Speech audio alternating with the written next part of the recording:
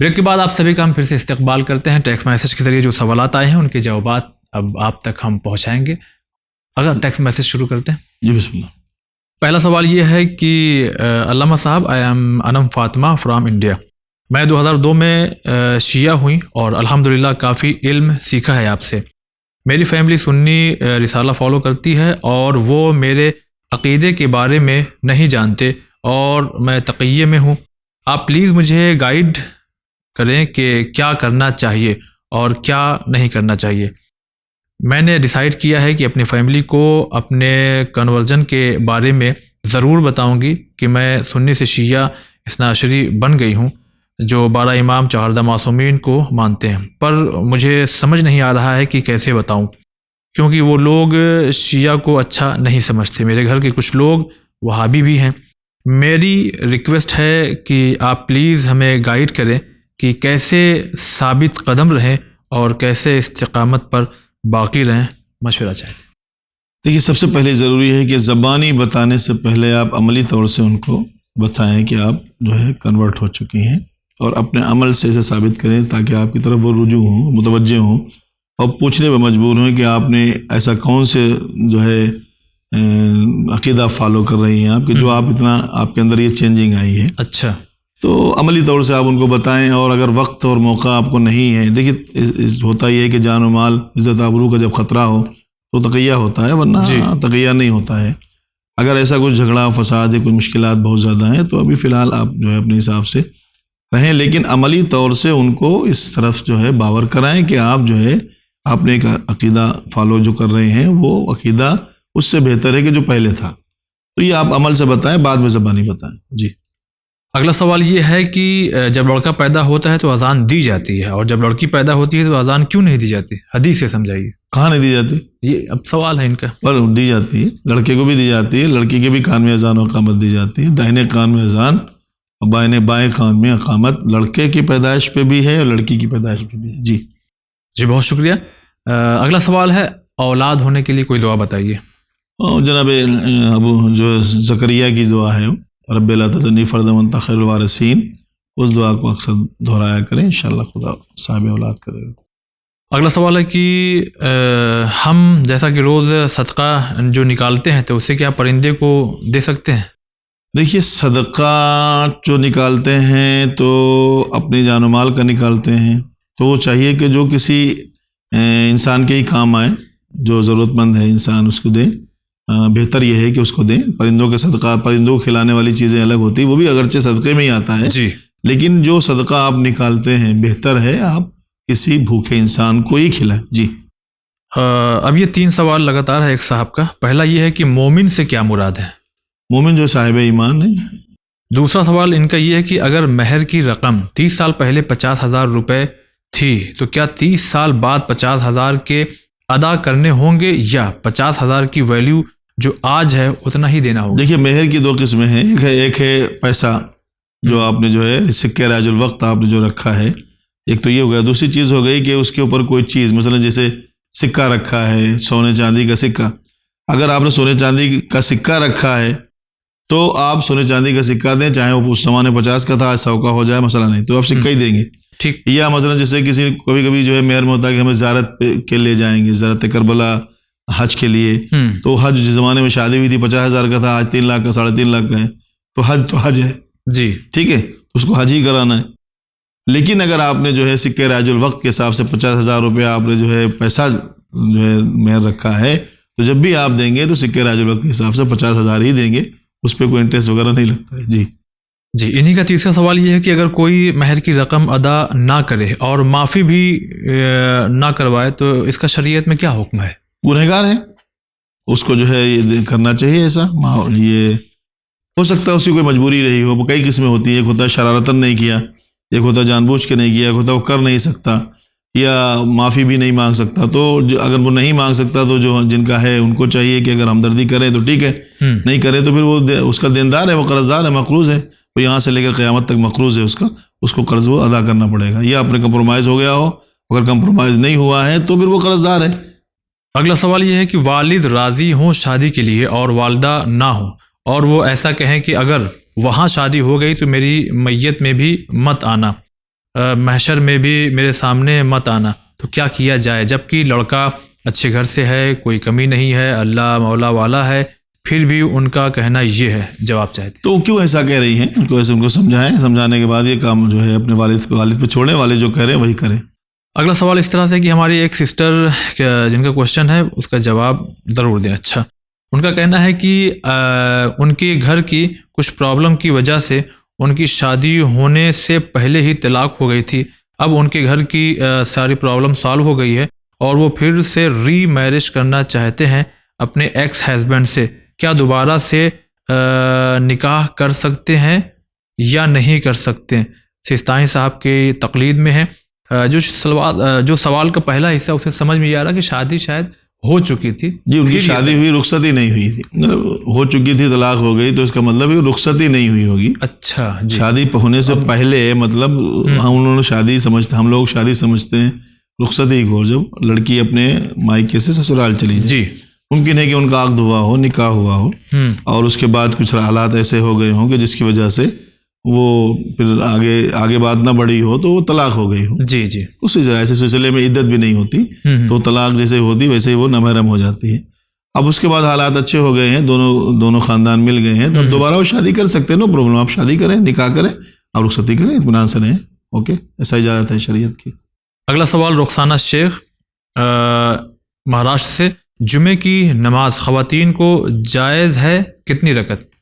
جمعے کی نماز خواتین نہیں، جو اگر چاہیں تو جمعے میں شریک ہو سکتے ہیں، جو وہ اتنی رکعت جتنی مردوں کے لیے ہے۔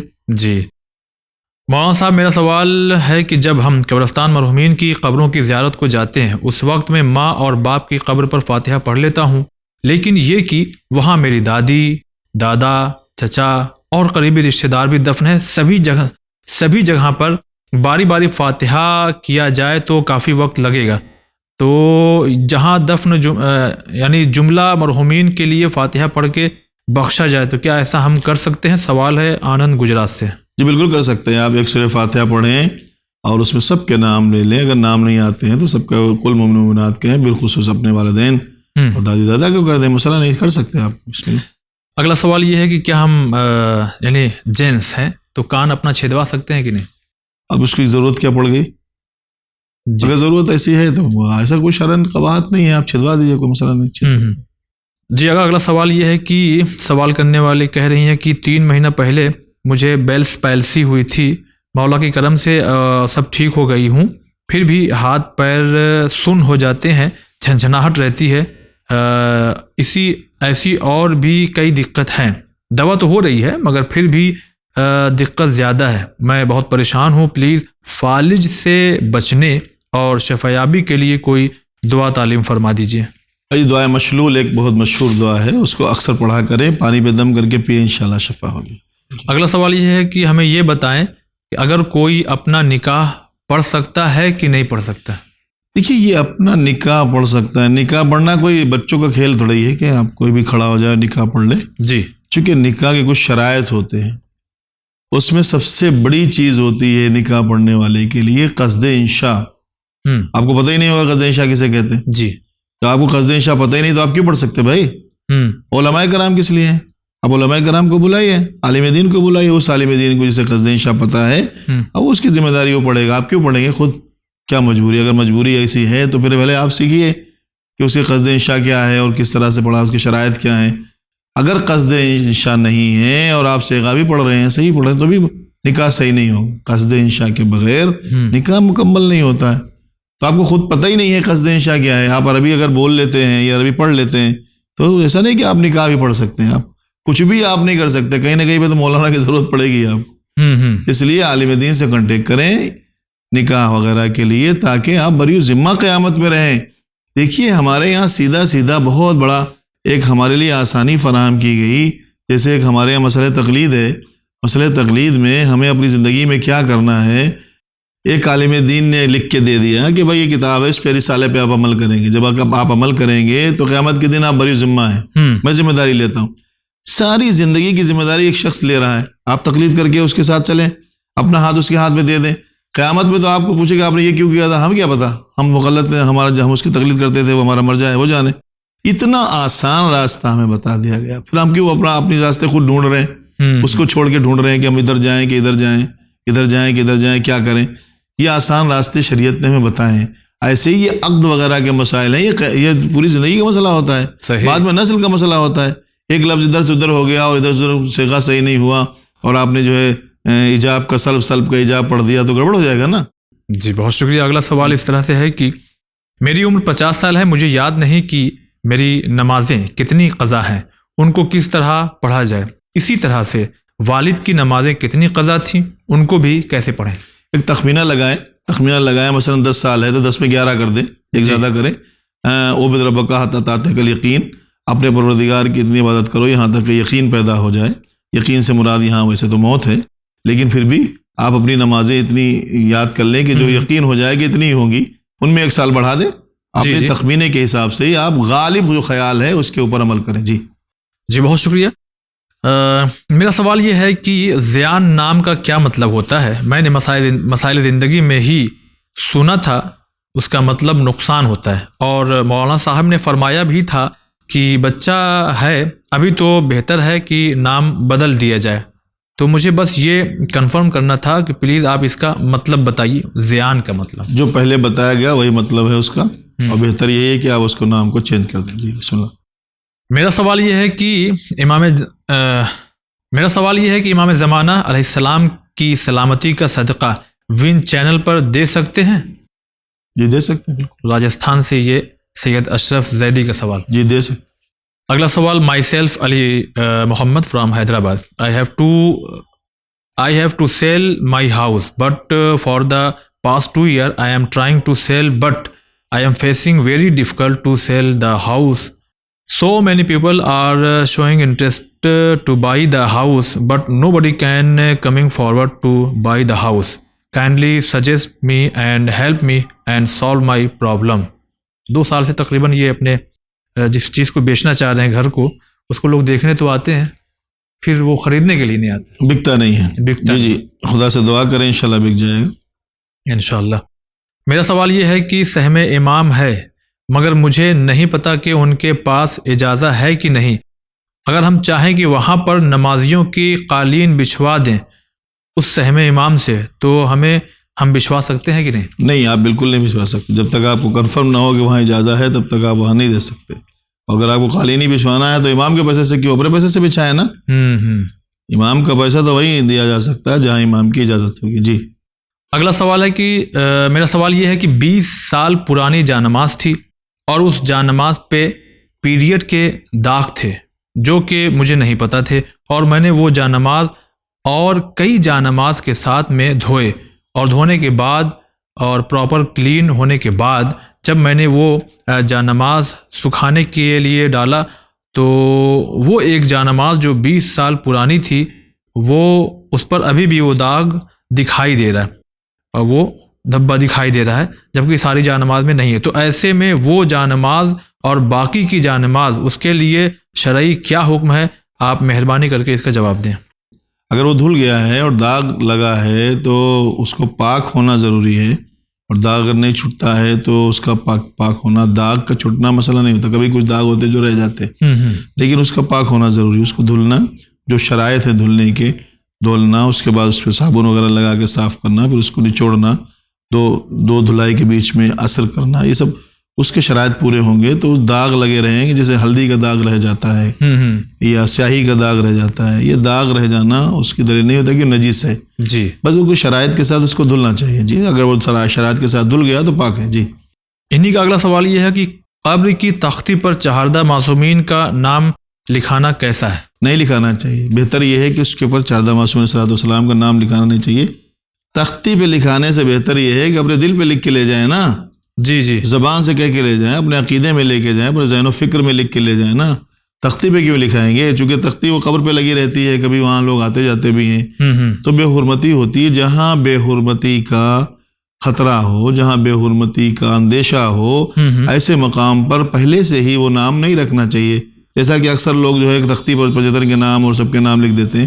تختی پہ صرف جو ہے اگر لکھنا ہے تو مرحوم کے نام لکھیں جس کی جو قبر ہے، باقی ناموں کو لکھنے کے لیے اس کے دل پہ لکھ کے لے جائیں بھائی، صحیح، اور اس کے لیے بعد میں اس کے لیے پڑھ کے دعا کر کے اپنی زبان سے دعا کر کے اس کے لیے بھیج دے۔ بٹ اس کو جو ہے تختی پہ لکھ کے جو ہے اس کو بے حرمتی نہ کریں جو گناہ ہے. اگلا سوال اس طرح سے ہے کہ please send us pics of اجازہ of Ayatollah Sistani and Ayatollah Khamenei صاحب and bank detail of channel one. تو یہ آپ کے ہماری اسکرین پر یہ اجازہ دیکھیے آ گیا ہے سامنے، اور اسی کے ساتھ ساتھ بینک ڈیٹیل بھی چینل ون کے اس ٹیلی ویژن پر دیکھیے دکھایا جا رہا ہے، اور مسلسل درمیان میں جو ہے وہ پروگرام ختم ہونے کے بعد بھی یہ آتا رہتا ہے. انہی کا سوال اس طرح سے ہے کہ and one more question is that share market میں فیوچر اینڈ آپشن میں ٹریڈ کرنا کیسا ہے؟ از جائز ہے یا ناجائز ہے؟ شیئر مارکیٹ میں جو ہے اگر شیئر مارکیٹ کے جو شیئرس ہیں وہ حلال چیز کے ہیں تو جائز ہے. جی، انہی کا ایک سوال اس طرح سے ہے کہ اگر کوئی بندہ لائف میں فرسٹ ٹائم خمس نکال رہا ہے اور اس نے سب کیلکولیشن کیا کہ جیسا کہ انویسٹمنٹ، لون اور دیگر چیزیں سب موٹا موٹا حساب کر کے اپروکس لگ بھگ جو ہے 1,50,000 سے 1,80,000 میکسیمم خمس بنتا ہے، بٹ وہ احتیاط فار سیف سائڈ تو 2 لاکھ نکالنا چاہتا ہے. لیکن وہ مزید یہ بھی فرماتے ہیں کہ فی الحال ان کے پاس وہ 2 لاکھ کی رقم ہے نہیں، تو کیا وہ دھیرے دھیرے کر کے EMI کے طور پر دھیرے دھیرے کر کے دے سکتے ہیں کیا؟ جی، وہ 2 لاکھ روپیہ نکالنا چاہتے ہیں 80 کی جگہ تو نکال سکتے ہیں، نو پرابلم. اور دینے کے لیے EMI وغیرہ یا تھوڑا تھوڑا دینے کے لیے اس وقت جو ہے جو وکیل ہیں، مرجع کے وکیل، کسی بھی مرجع وقت کے وکیل سے آپ کانٹیکٹ کریں گے اور اسے کانٹیکٹ کریں گے، اس کی اجازت لیں گے، تب اس کے بعد ایسا کر سکتے ہیں. جی اگر بہت بہت شکریہ. اگلا سوال ہے کہ میری شادی کے 4 سال ہونے کو ہو گئے ہیں، شوہر ہمیشہ لڑتے ہیں، الزام لگاتے ہیں اور 4 بار جیل بھی جا چکے ہیں، اور بار بار وہ طلاق دینے کی بات بھی کہتے ہیں. 5 مہینے کی حاملہ بھی ہیں. میرے اولاد کے لیے اور شوہر کے لیے خاص دعا کر دیجئے. میں اپنے شوہر کو ڈائیورس دے سکتی ہوں یا نہیں دے سکتی ہوں؟ بہت پریشان کرتے ہیں. بار بار وہ جیل جا رہے ہیں تو آپ اس کو جیل بھیج رہی ہیں، کچھ ایسے مسائل ہیں، تو آپ میں وہی کہوں گا اپنے گھر والوں کو ملا کے بٹھا کے اس مسئلے کو حل کریں. جس طرح جو کیفیت ہے اس کیفیت سے آپ دونوں نہیں رہ سکتے تو نہ رہیں. بہتر ہے کہ آپ ان کو چھوڑ دیں یا وہ آپ کو چھوڑ دیں. اس طرح سے لڑائی کرنا، جھگڑا کرنا، خون کر دینا، ان کو بار بار جیل بھیج دینا، تو ان کی اکثر زندگی تو جیل میں گزر جائے گی. آپ کے ساتھ کیا گزاریں گے؟ صحیح. جی، بہتر ہے کہ آپ اپنا دوسرا راستہ دیکھیں، اپنا دوسرا راستہ. جی جگہ بہت بہت شکریہ ادا کرتے ہیں. اگلا سوال کشمیر سے ہے. میری زندگی میں بہت سی پریشانیاں ہیں، غم ہیں. آپ کی بڑی مہربانی ہوگی کہ آپ میرے مسائل کا حل بتائیں. میری عمر 30 سال ہے. میرا دل اور دماغ بہت پریشان رہتا ہے. جی، پریشانیوں کا حل تو خدا کی بارگاہ میں سے رجوع کرے. قرآن مجید کی آیت کریمہ ہے سورہ والذاریات میں پروردگار فرماتا ہے فَفِرُّوا إِلَى اللَّهِ.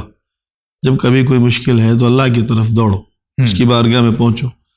اب اس کے ذریعے بہت سارے، اور 8ویں امام علیہ السلام کی حدیث کے مطابق کہ جب تمہارے اوپر شدائد آئیں، شدتیں آئیں، پریشانیاں اور تکلیفیں آئیں تو اللہ کی بارگاہ میں ہمارے ذریعے سے ان کی آسانیاں چاہو. معصومین کا وسیلہ دے، خدا کی بارگاہ میں جائیں. خدا بند کریم ضرور سنتا ہے، آپ کی مشکلات کو حل کرے گا. ہم بھی دعا کرتے ہیں، سب دعا کرتے ہیں، آپ بھی سب کے لیے دعا کریں. خدا آپ کے مسائل کو حل کرے، ہم سب کے مسائل کو حل کرے انشاءاللہ. انشاءاللہ. اگر بہت بہت آپ کا ہم شکریہ ادا کرتے ہیں. اور ناظرین دیکھیے کہ اس طرح سے جو محدود وقت ہوتا ہے اس پروگرام کا وہ تمام ہو گیا ہے. آپ میں سے اگر کسی نے سوال کیا ہو اور اس کا سوال اس پروگرام میں نہیں آ سکا تو انشاءاللہ اگلے ایپیسوڈ میں اس کو ہم اپنے ایپیسوڈ میں شامل کریں گے، اور بھی اب جو آپ سوال بھیجیں گے اس کے بھی جوابات انشاءاللہ اگلے ایپیسوڈ میں آپ تک پہنچائے جائیں گے. اجازت چاہتے ہیں. السلام علیکم ورحمۃ اللہ.